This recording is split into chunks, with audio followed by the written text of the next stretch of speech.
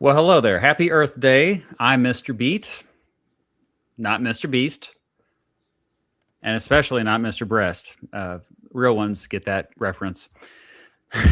Today, I am incredibly excited to be joined by Dan Olson, who is the mastermind behind the channel Folding Ideas, which I think is one of the most insightful channels on this platform. I've been watching it for years. Dan has that rare ability to kind of bring more philosophical, intellectual rigor to more pop culture topics to really in. But then you're like watching it, and an hour later, you're like, wow, I never thought about life like that before. So I think he's a master storyteller. I've been watching him, I think, at least since well, no, it was probably before the NFT video. I know that's one that most people are familiar with.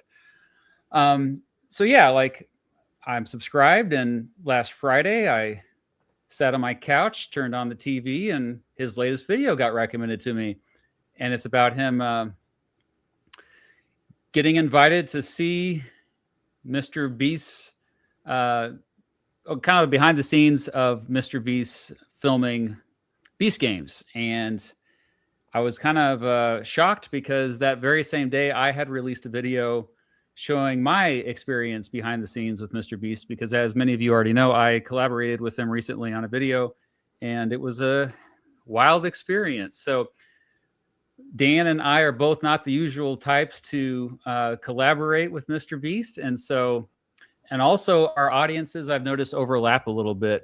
I got a lot of messages said, hey, did you check out, did you see Dan's video? And I was like, yes, I did. This is crazy. And the fact that, we both got to see a little glimpse within the MrBeast empire. So we both got to tour his studios. I got to actually film with MrBeast. So I'm going to talk to, I don't know how much Dan interacted with MrBeast. We'll talk about that as well. But yeah, Dan's video about the whole experience, in which he kind of brutally critiques MrBeast, was a bit jarring for me to watch, honestly, because my first knee-jerk reaction was to defend MrBeast. It was a very enjoyable experience because he was very good with my family.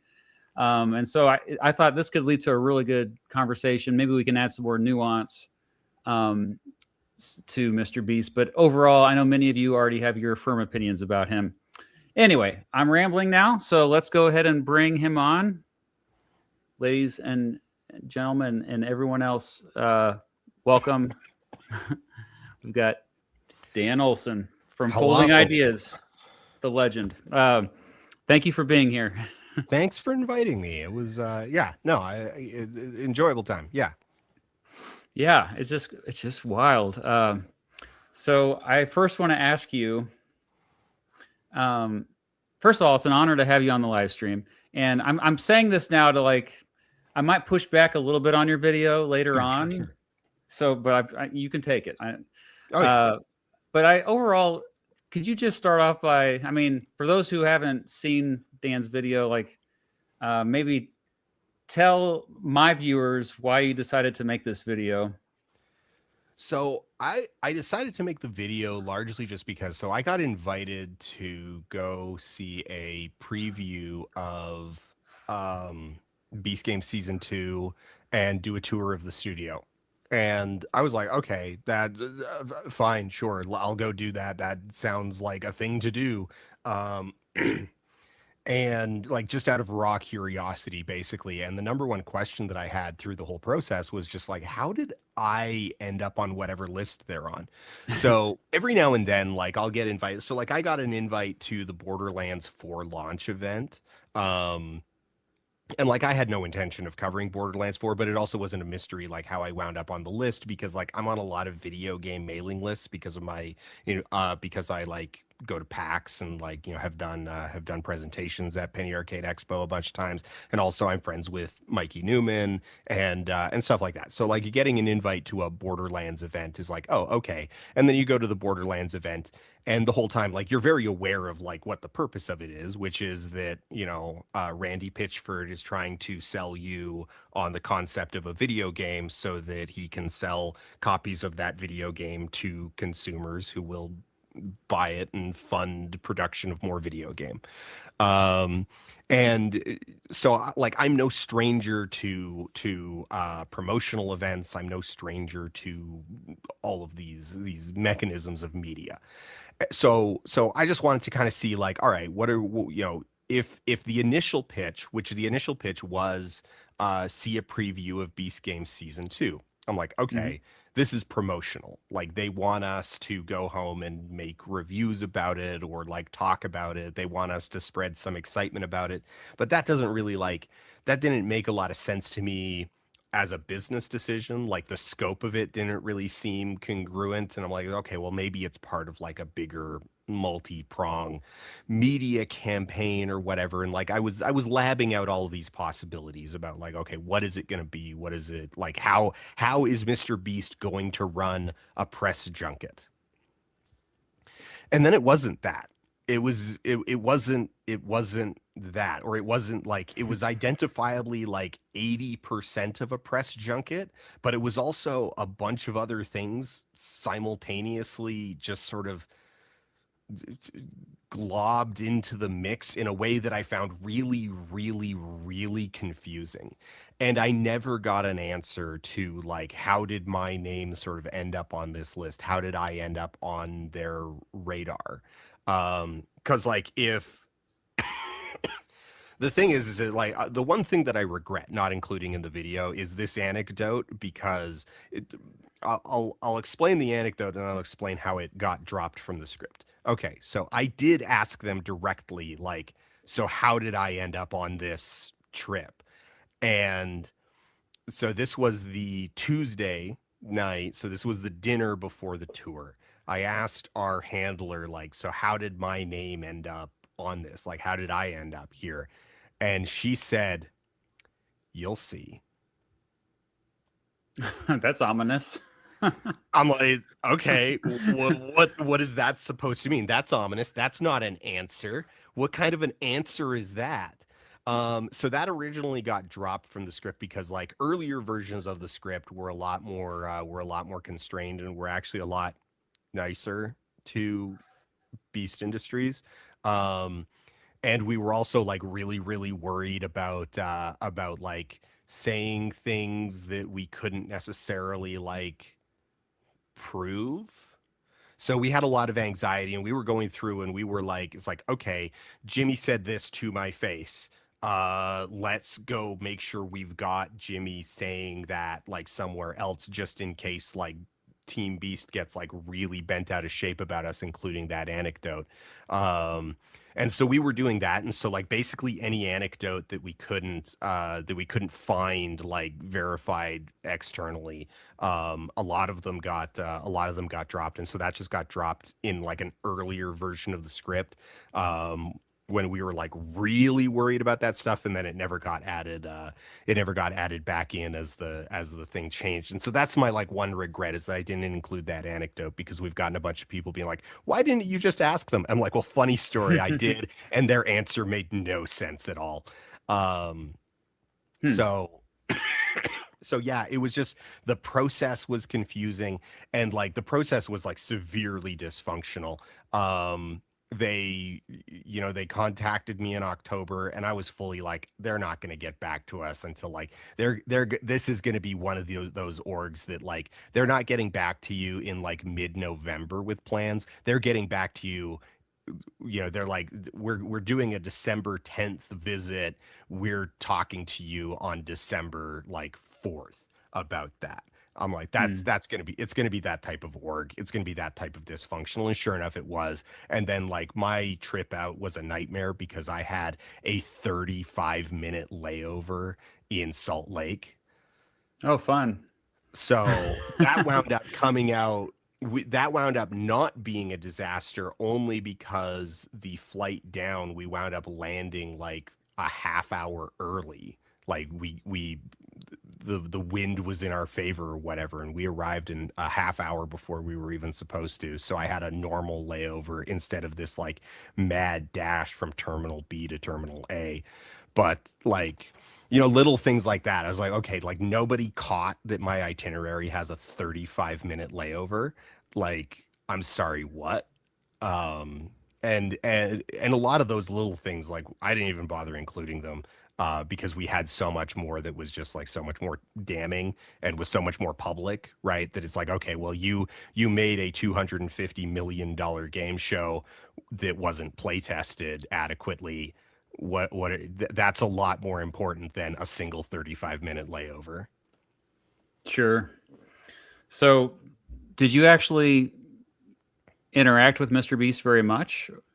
A little bit. So he we you can see it in like Doug and Ben's videos where we went out to a big field where they were filming the intro to like the first game in the Hmm. 1 to 100 race video.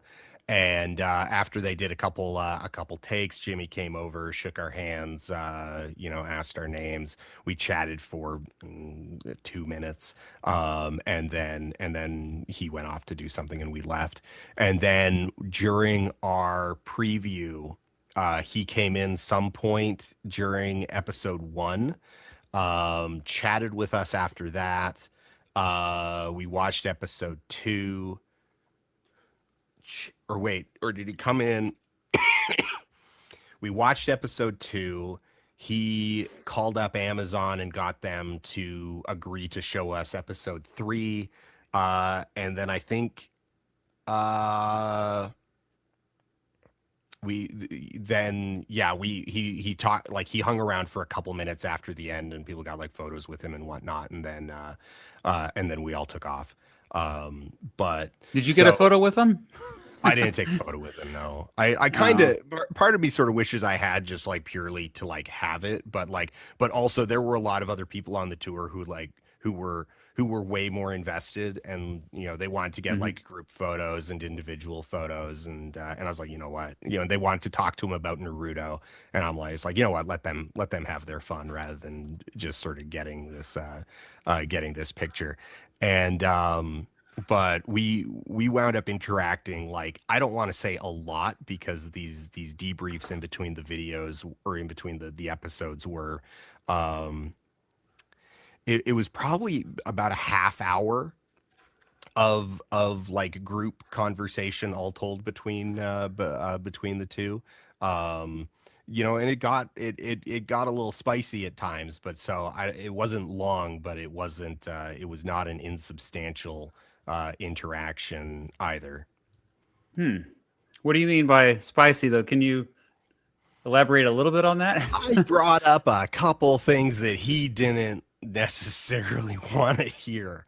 Um, so the big one would be like, I took the show to task for like the Squid Game overlaps, and the fact that like it's transparently a derivative of Squid Game, and as Hmm. such has inherited a lot from that. Now the caveat on this would be that, like, for legal reasons, Jimmy does need to like distance his product from Squid Game. And like, no shade on him for doing that. Like, that is what it is. But he does seem to take it very personally. Like, he does not comprehend the optics of like the way that the thing that he has he I'm this is going to get mean. He just doesn't see things metaphorically. He doesn't like process things metaphorically, and so the fact that in Squid Game they kill people, and in Beast games they don't kill people, that means that these two things are not alike at all. And the fact that the death in Squid Game is like a metaphor for the fact that you have all these desperate people who are clamoring for this money and failing to get the money, like, because this is the whole thing in Squid Game. If they fail to get the money, they die because they live in a capitalist hellscape where they need that money to survive. And so the death inflicted by these overlords is simply made more immediate and explicit rather than being, you know, implicit. But one way or another, failing to get that money is a death sentence. That's the whole thing about Squid Game. And that's the whole like Jimmy just does not comprehend that about Squid Game. All he sees about Squid Game is high stakes children's games. Yeah. So I brought that up and he did not like it. Oh boy. Okay. Yeah, no. So my experience, I think for obvious reasons, Jimmy found out about me, or at least somebody on his team did, because we share similar names. I could imagine at one point he thought that I ripped his channel off, and some of his viewers to this day still think that I ripped his channel off. But no, in fact, my legal name is Matt Beat, and the reason why my channel is called Mr. Beat is because I started the channel. That's your name. Yeah, it's my name. I started the channel literally only for my students in real life, never expecting anyone other than my students to watch my videos. And I just kind of kept it, which it's crazy too when I tell people, yeah, my channel is older than MrBeast. Not him, but his channel. So anyway, at some point he found out about my channel, and it was a meme anyway. You know, the whole Mr. Breast meme is like plays on the fact that this little kid got us mixed up, and then he called me Mr. Breast by accident instead of MrBeast. So it was like a double entendre or whatever. We I made a video to celebrate getting 1 million subscribers, just comparing.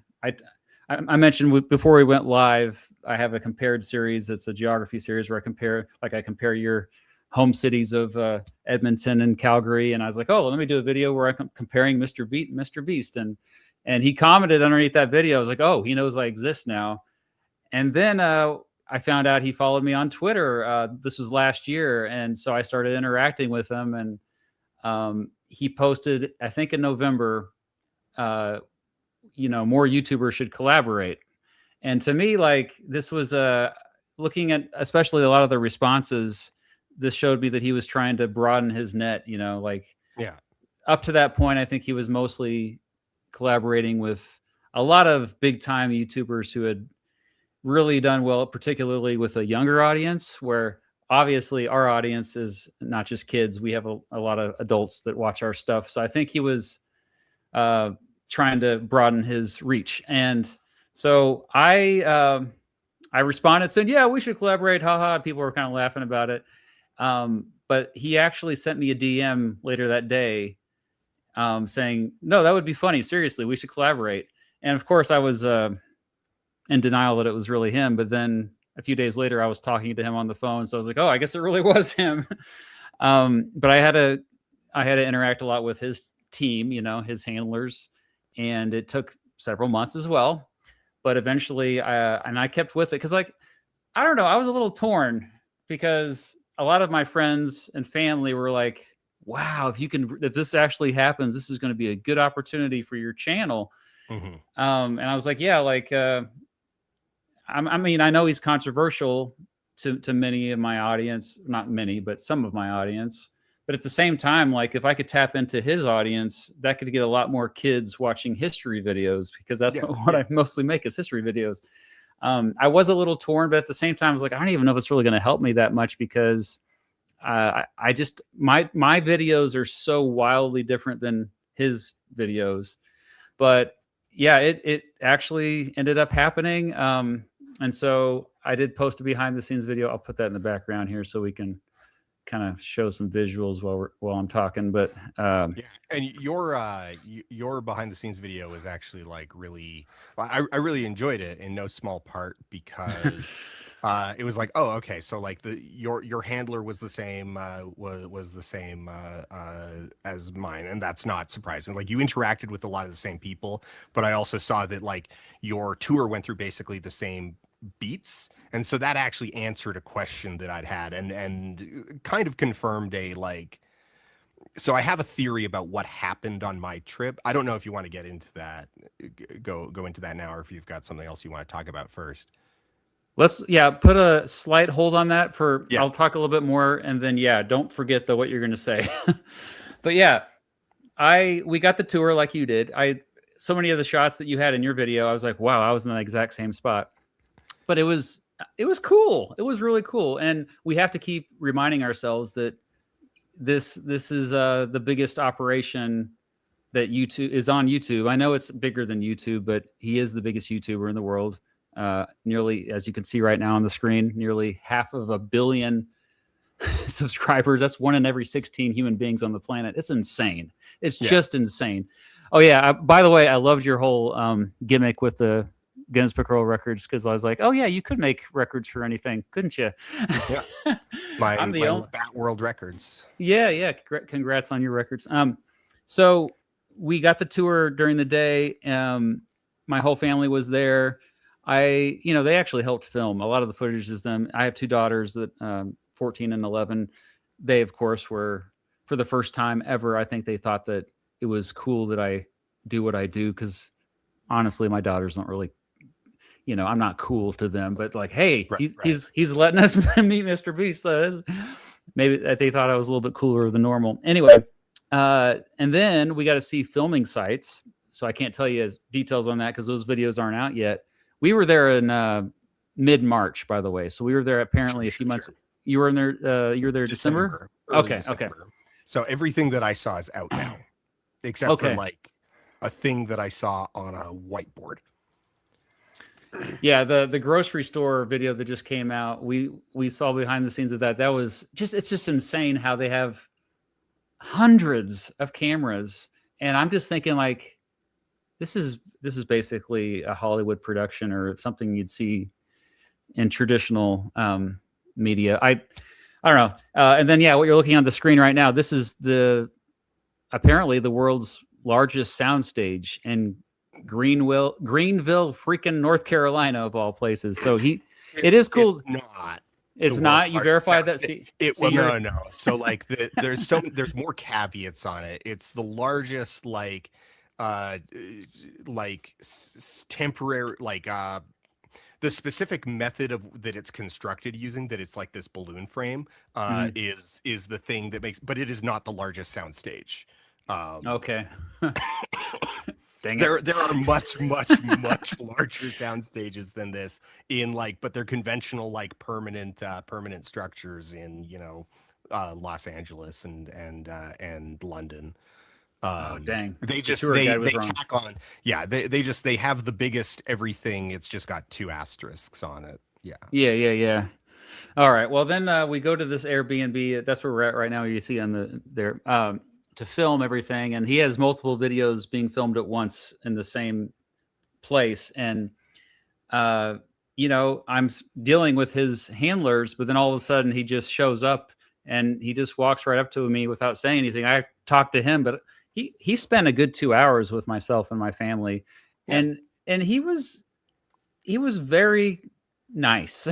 I gotta say, there you can see right really good with my daughters, very personable. Yeah, he's very chill and personable, like when you're just interacting with him directly. Like I will say, like when you're just talking to him face to face, like he's pretty easy to like. He's easy to get along with. Yeah, it's like a normal dude. Yeah, and really listen to my feedback, because I was telling him things to do. I was bossing him around basically, and he was having fun. You could tell it reminded him probably of the early days when he started as a YouTuber.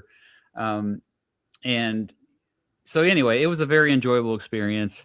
And then at the end of filming, we did a history of YouTube video together. At the end of filming, he invited us to another location to check out another site where they were making another video, because they have like 5 or 6 going on at the same time, all in the Greenville area. I still can't get over how it's all there. It's just Greenville, North Carolina, just like the most unassuming place for all this to be happening. So I was biased, of course, to think that to defend him, and I post everything on social media. And some of my viewers did not like the fact that I was collaborating with him. They brought up some of the controversies, like former employees doing inappropriate things. Some brought up Saudi Arabia. Obviously, he's made mistakes, no doubt. And he would be the first to admit that, I think. But then I watched your video, and I'm just like, okay, wow. So I just have these mixed feelings here. So, what was your point you were going to make earlier that hopefully you didn't forget it? Yeah, so kind of the like what I think really happened with my trip, or like what I suspect was the case, is that it's another example of corporate dysfunction, right? So I think one Mm, guy, and I'm pretty sure I know who it was, came up with like, okay, I want to do this focus group thing. I want to get some people in. I want to show them a preview, but and this is the whole like settle an argument thing, right? That it's like I think we got brought in to settle an argument, or a bunch of arguments that they were having internally about how Beast Games needs to move forward. Um, and this is my gut hunch, is that the thrust of those was, yeah, we've addressed problems with season one, but we've addressed like the chrome on it. We've polished it. We haven't actually fixed the issue. And so I think that was the argument that we were being brought in to sort of like address a little bit of.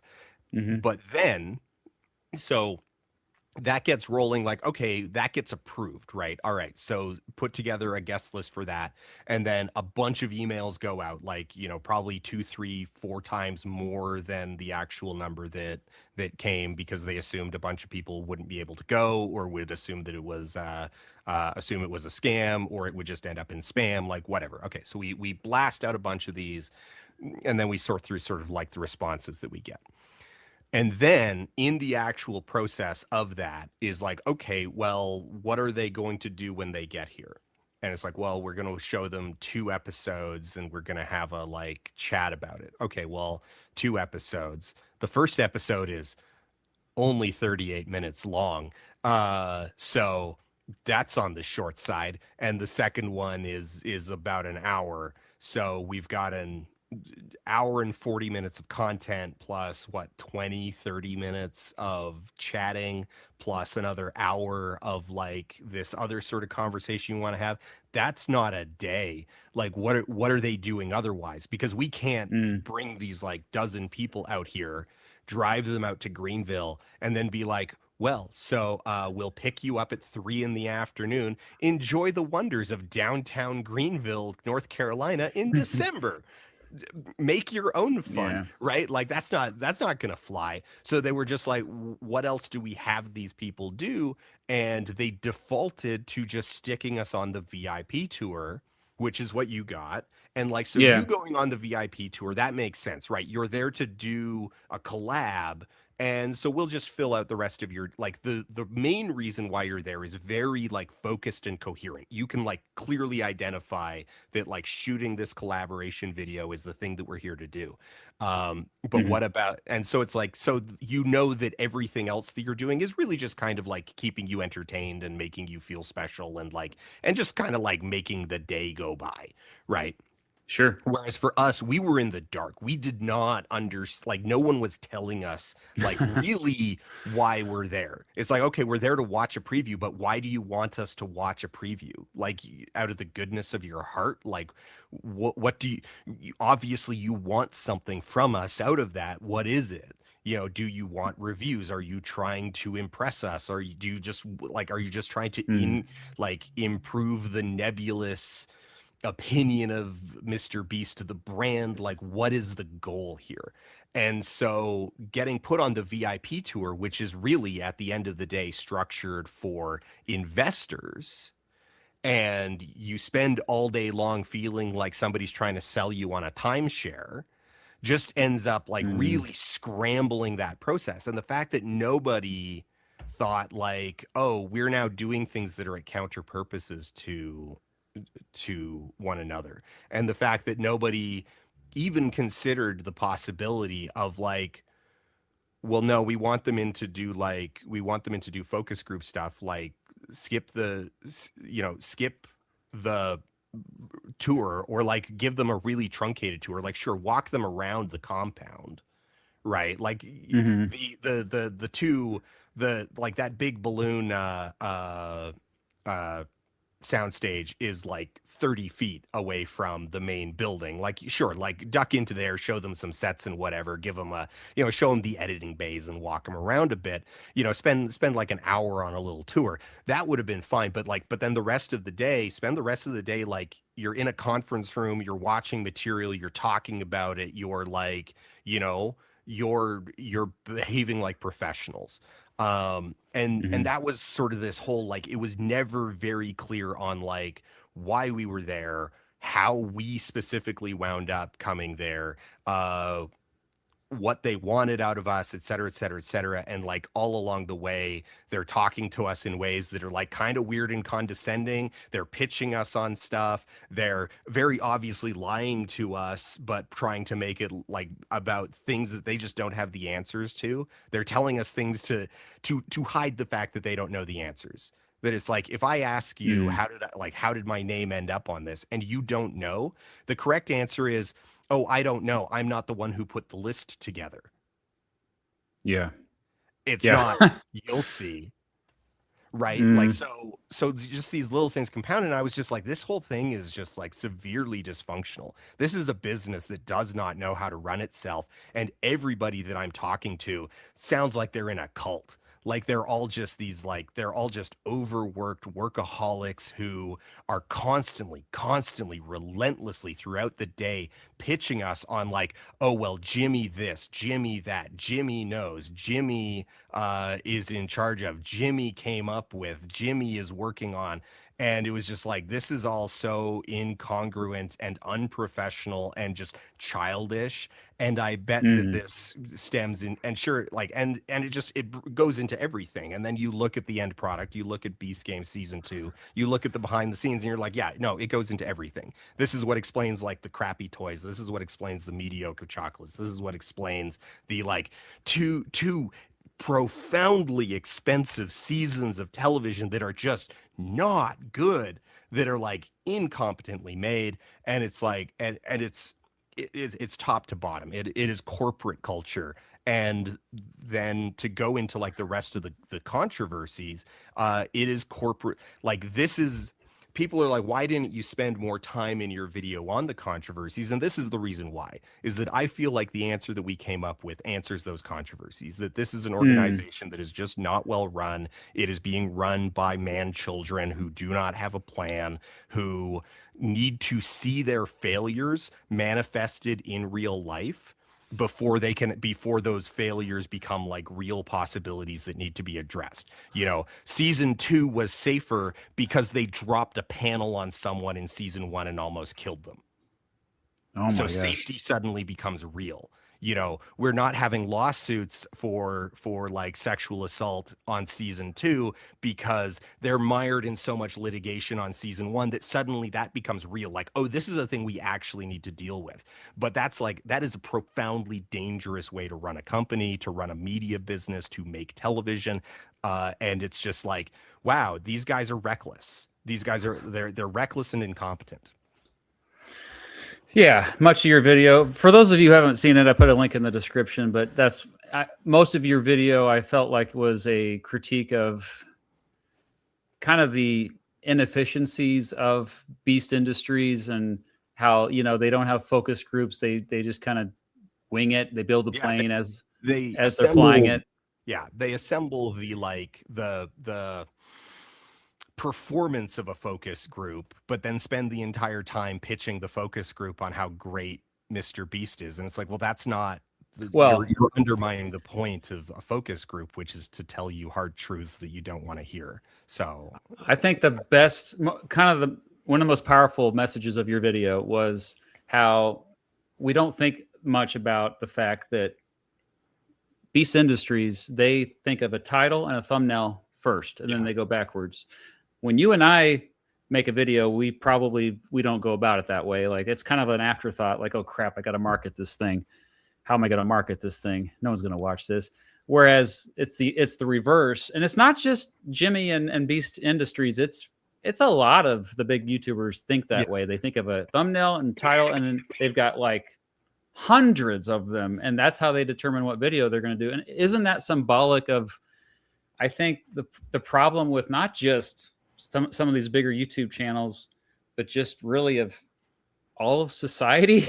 Like the attention economy in general. Like, yeah, yeah, it's yeah. endemic of other problems. So like I think one of the things you're saying, like, how do you come to a thing? One of the big things about a subject for me is that I need to be able to tie a subject into like a general concept, right? That it's like I can't just talk about Mr. Beast. Like it's got to be like, even if I don't spend a lot of time being like, and so that's what we learned about capitalism today. It has to be something that is like that the audience that through media literacy can take the things that I've talked about and be like, oh, wait, he's talking about a pattern and I see that pattern over here and I see it over here. And oh, that's how like this business is operating as well. Oh, wow. Now a bunch of things suddenly make a lot more sense. And that way, I'm also more quick to defend Jimmy because I realize like he is just a player in the game that's messed up. Like I know a lot of people, he has a huge target on his back as the world's largest YouTuber. Yeah. But ultimately, like the whole attention economy is just like it's something that is destroying all of us. And I mean, I get it. He makes a lot of money. He runs a huge operation and he makes mistakes. And I mean, but how do you, I guess, and that's another thing. He is the brand. Like that's like with my channel. I'm the freaking brand. We have an LLC, but I think about these things like me just going to the grocery store. People are everything that's associated to the videos I make. At least with you, there's a little bit of separation with like your name is at your channel, I guess. It's just a weird thing to think like there's no separation. That's why there's these people that literally think that Jimmy Donaldson is a monster. And I'm like, I mean, I think that it's more complicated than that. I don't know. Yeah, I mean, I wouldn't. I really try to resist the urge to psychoanalyze Jimmy on like a personal level. Like obviously, instinctively, I'm human. I've in the back of my brain, I've been like, I wonder if like so there's things like that. And obviously, I said earlier, like I don't think he thinks metaphorically, and I base that on the fact that like he has gone on record saying that he doesn't watch movies, he can't watch movies, he finds them impossible to focus on, and he doesn't. And the fact that he has openly said this, like that when he's watching TV, he's like doing other things and looking. It's just ADHD, isn't it? And it's like, okay, that's just ADHD. Like you have ADHD, you don't watch things, you don't process information, you don't process stories. And he's not a storyteller and he doesn't pretend. Well, this is actually the reason we're in conflict at the moment is that he pretends to be a storyteller and he's not any good at it because he doesn't tell stories and he doesn't read stories. And I'll push back a little bit here. I don't know. I think the stories right now are for kids. I think I think they're bad stories I think that's a cop. Really? Because here's the thing. Bluey's for kids and Bluey rules. Right. Bluey is for like babies and Bluey rules. Yeah.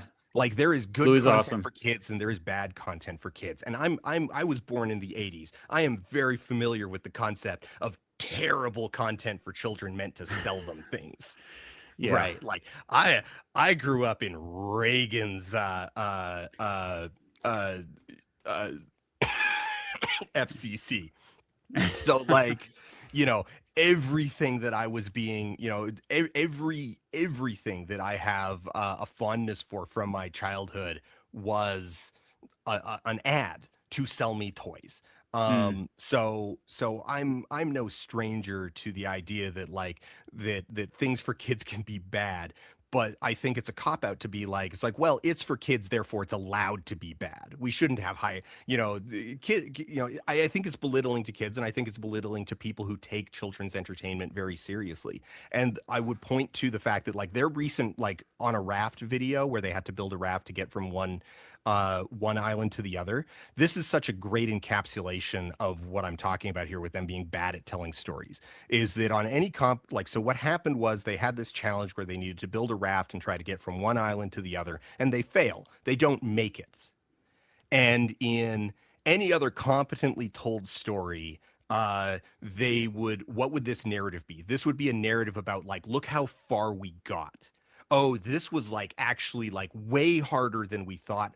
Question mark, was this impossible? Was this doomed from the start? Is it like a miracle that we got as far as we did? Like, right, like that's the story that's going to tell itself, and that's the story that someone else is going to spin out of this. And instead, Jimmy capstones his with basically just like, I'm sorry I made a bad video. I think and it's like, that's a terrible story. And just being like, well, yeah, but his audience is stupid, and so it's good for that. It's like that's like, yeah. Yeah. So like I'll take your pushback and I'll push back against the pushback. Like I see what you're saying, but at the same time, I think that we can do better. Of course. I would also even go further and say I don't think Jimmy's goal is to make art, but more so, I think his goal is to have as big of impact on the world as possible, and I do think he wants to have a positive impact. I think he truly wants to help people, and I mean, the one bit that I would psychoanalyze is that he's a kid who found unfathomable success based on basically random chance and otherwise nothing, and is motivated by a deep sense of insecurity about that. And so all of his stuff is essentially boils down to bringing other random people in and being like, what if unfathomable success just like got thrown at you? What would you do?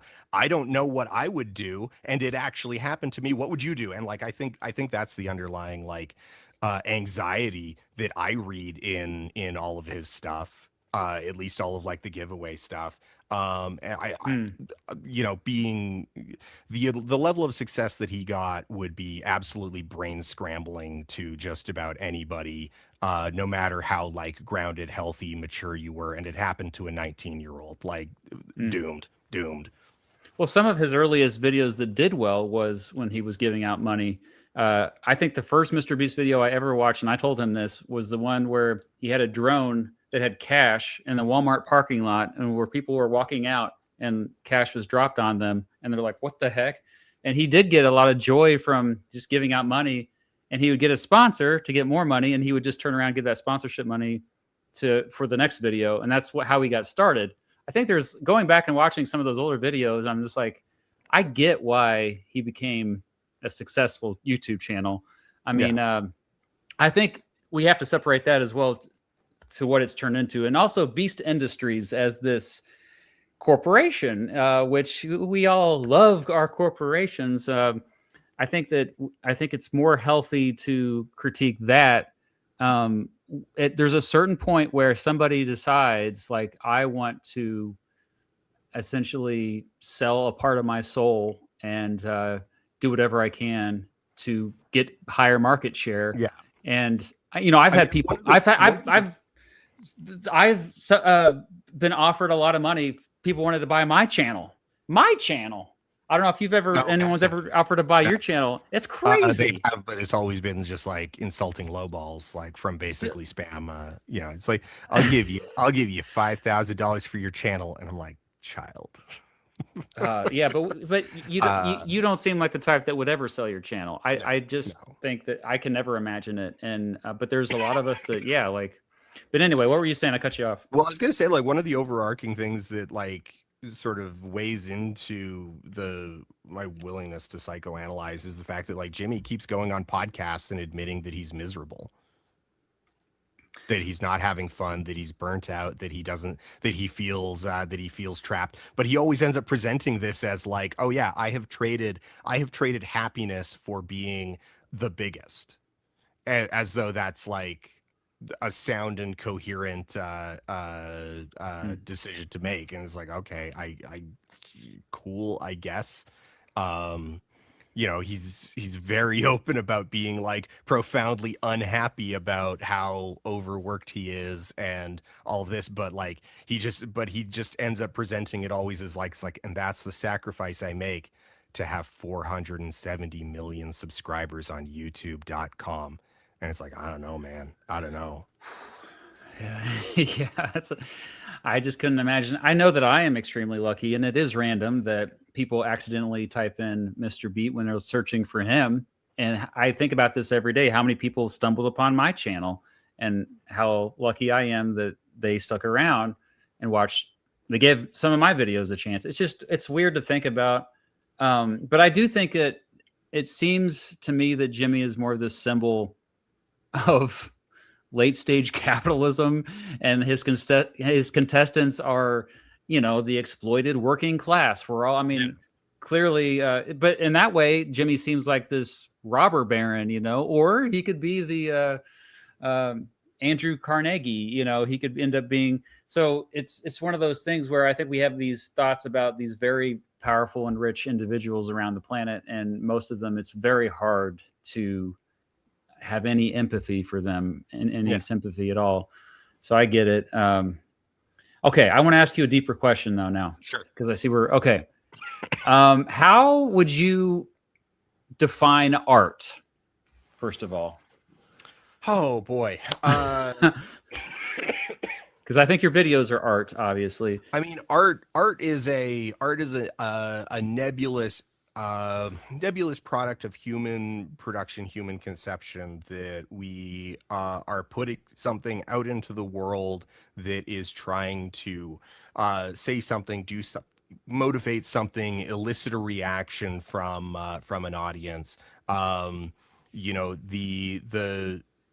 lot of it comes down to intent, not necessarily like, oh, when we're talking about like curtains or blue stuff, but like, were you trying to make something, or did you just sort of like, I don't know, walk into the room and it's like, what is this over here? Right. But even then, like, discovery can be a portion of it. There's a lot of art that can be found in the stochastic, and math art and noise art and whatnot. Like, it's a very, very broad category that defies simple definition. And that's part of the beauty of art, is that it is really a thing that is experienced rather than a thing that is defined. Oh, wow. I love that. But I always try to simplify things. I made a video where I said, I try to give a definition, and I want to know what you think of my definition, trying to simplify it for the kids. Anytime we use our imagination to express something new that attempts to change the culture. That's what I came up with. Sure. If I needed to be pressed in, if I was handed an essay assignment where I needed to operate off of that definition, I'd be fine with it. I'd be having an okay time. Yeah. Okay. Well, right on. So, I mean, all right. So how do you know something is good art then? Because I feel like it's hard to avoid coming across as pretentious when you talk. I embrace my pretentiousness. I embrace. Right. I allow my ego to seep through, and I go, okay, well, I have good taste, and so if something motivates me, if something inspires me, if something elicits a reaction in me, and that reaction is like, if I can feel that reaction was created with like intent, that it was, crafted, then it's like, okay, that good job. You did a thing, even if I come out of a thing and that response is like revulsion, right? If I come out of a movie and I'm like, I feel, so actually a really good example of this, Civil War, which came out 2 years ago now. Mm-hmm. That like I came out of that movie kind of repulsed, kind of like depressed, kind of angry at the movie itself. And the longer I thought about it, the more I was like, yeah, but the director probably is happy that you feel that way. Like that he probably takes a little bit of joy if you come out of that movie and you go like, I'm kind of pissed off at you. He goes, all right. And like, fist bump, like, good job. All right. We're on the same page. I'm angry at me too. So yeah, I just I have accepted the fact that it is going to be impossible to like well and truly define good art, and so I have embraced just subjectivity, that it's like, all right, this is all just coming out of like my responses, and I'm relying on the fact that it's like I have good taste. Do I actually have good taste? Yeah, I do. It's But good like, to be do I? confident in that. Right. So like I just it's Yeah. like, because otherwise you just run yourself in circles and chasing the undefinable. I just wonder if maybe that's why Jimmy is unhappy, and maybe he realizes that's what he really needs to be doing instead of just all this shallow content that's really just it's a game show. Let's Yeah, just say it. yeah. It's game shows. I mean, he makes game shows. yeah. He makes bad game shows.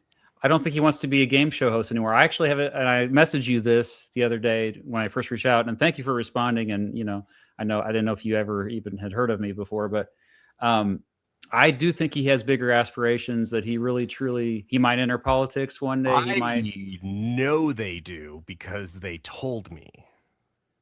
They told you? Oh, yeah. wow. Yeah.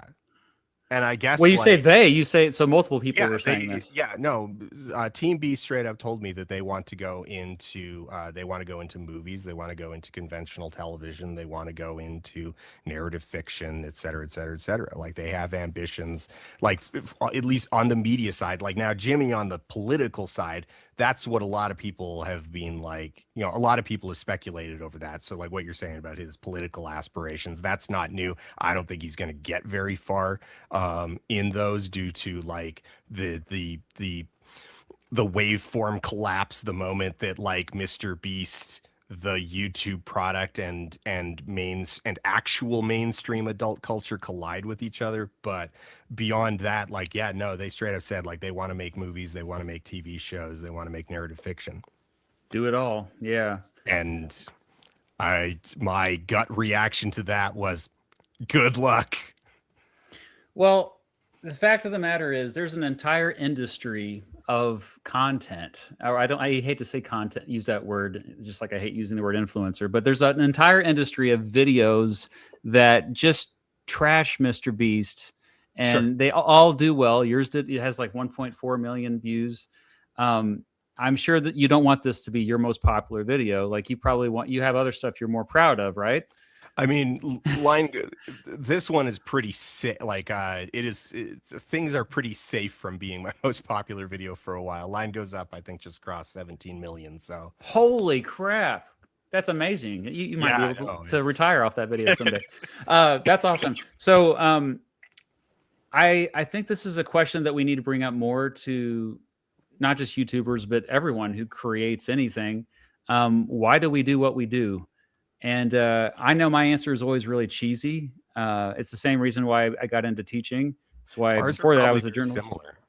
Yeah, like my goal is to spread empathy around the world. I think teaching history, social studies in particular, it opens up many opportunities for that. And I do tell some folks this, and they kind of cringe out, but it's the truth. I mean, it's like you. And so, what would you say? What's your answer to that question? I wasn't a teacher, because a teacher is a licensed position. I was an instructor, so like the subject matter expert. I was working at a high school. I was in I was the, we won't get into my job title. But like, so as part of my job, the art teacher, she was like a little older. She was very like traditional. But obviously, like, there's a huge digital component to teaching students art nowadays. So it was like, if you have questions about Premiere, if you have questions about Photoshop, about Illustrator, about how to run the CNC machine, about how to like do all these other things, go ask Mr. Olson. And so I would like do the actual like face-to-face instruction for like those programs, and I would mark the papers and then hand them to her, and she would like give the grade, right? Yeah. Or like I would produce the like, okay, here's the, I would write the test, here's the marking, like here's the answer guide, and then she would actually like mark the things and whatnot. But like, so I was so like instruction and being in front of a classroom and like teaching students, and particularly like I was teaching high school kids, which is such a rewarding group to teach, because you're right at that cusp of adulthood where like you can have full on like proper conversations where they're pulling on like complex ideas, and like they grasp things on a level that is far deeper than they have the vocabulary to express it. And when you can give them the words to put their reality into a form and help them, like, you know, and you get to watch that moment of like, oh, I get it, this thing that I've been experiencing for my whole life suddenly has a name, and you get to be there at that, like, that moment. It's so rewarding. It's so rewarding.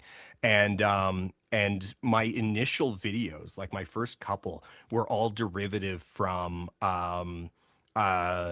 basically like lesson plans and whatnot that I had at the end of I left the job because a coworker that was unavoidable was awful to work with, and I was like, you know what, I'm young, now's my time to pivot. So I had a bunch of like leftover materials from a media literacy class that that I just had never gotten around to turning into finished less, like, you know, finished classroom materials. And I was like, turn these into videos.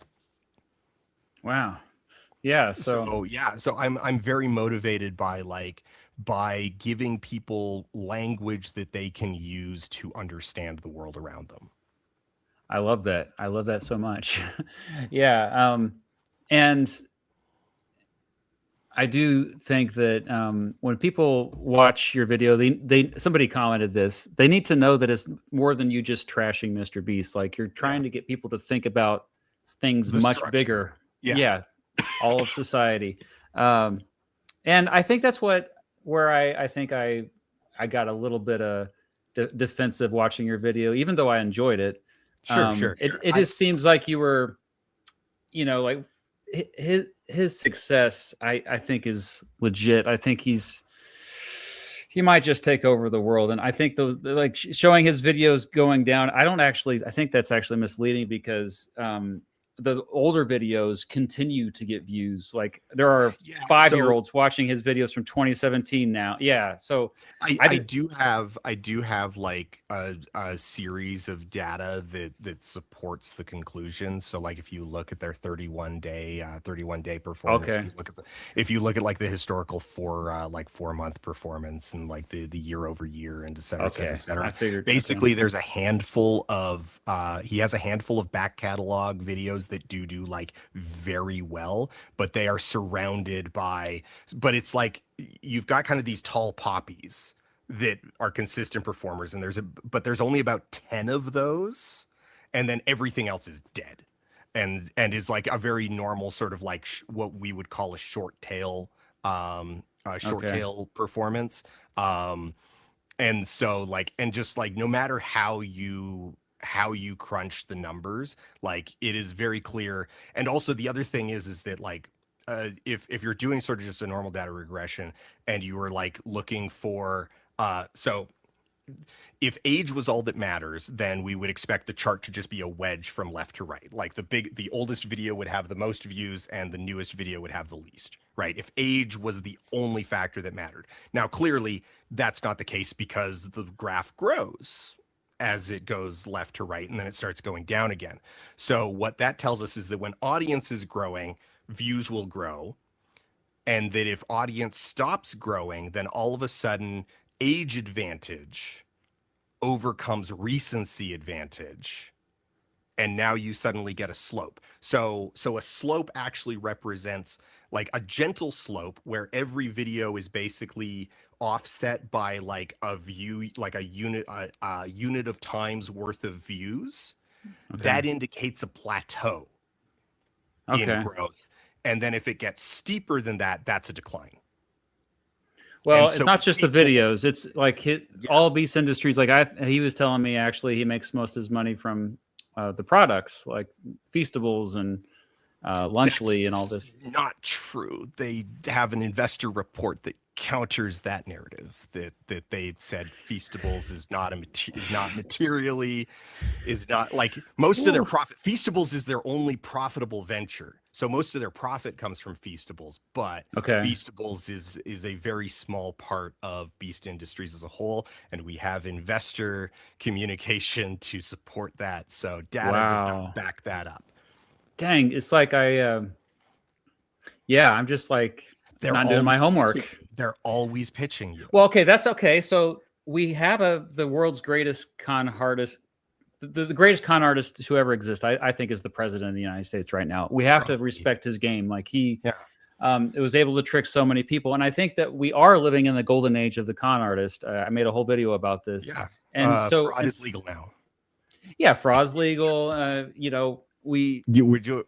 already jumped on Kalshi and made a market about the outcome of this live stream. So yeah. Yeah, I saw there was 3 politicians or people running for office that got banned from Kalshi because they were betting on themselves to not win. But yeah, I think because of the fact that and this is kind of, maybe we can kind of wrap things up with this point. Because we live in an attention economy, I think we are so distracted by so many things that it's easier for us to fall for things. And I think our only solution is to escape the attention economy. And yeah, what are your thoughts on that? I mean, I don't know how we do that, but I don't know how. Yeah, I guess it'd be just like, I don't know how we do that. I mean, I have done a lot recently to like try and like plug in less. You know, a lot of people have noticed that I follow 0 people on Blue Sky.